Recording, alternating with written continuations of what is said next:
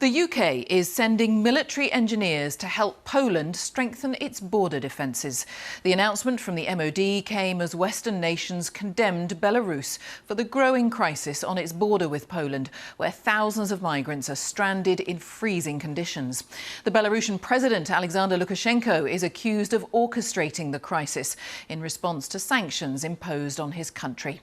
Thousands of migrants have flown from the Middle East to Belarus with the promise of entering the EU, then transported to its borders with Poland, Lithuania and Latvia.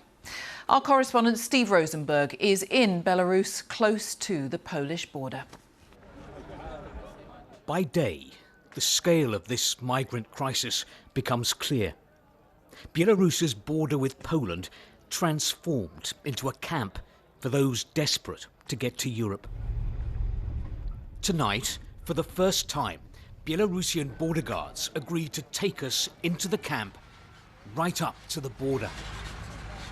Behind the barbed wire, the European Union, just meters away.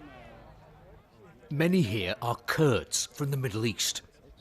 The EU believes that Belarus helped them get here, that the country is facilitating illegal migration into Europe, revenge for sanctions. But Poland won't let them in.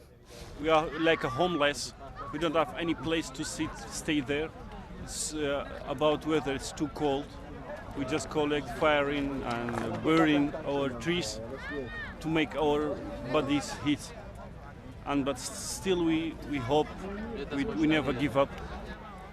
We've been told there are more than 2,000 people in this camp living in pretty basic conditions.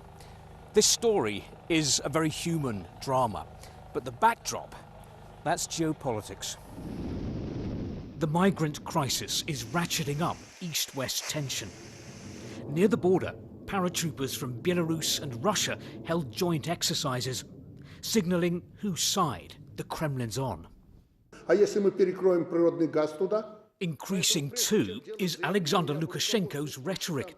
This week, he threatened to block the flow of Russian gas to Europe if the EU imposes more sanctions on Belarus.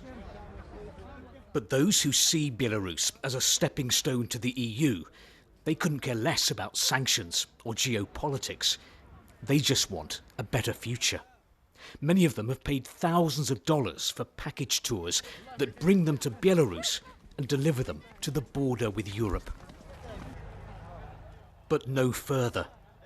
For most, the journey stops here. And so they have to wait in the cold while governments argue, waiting and hoping to be let through.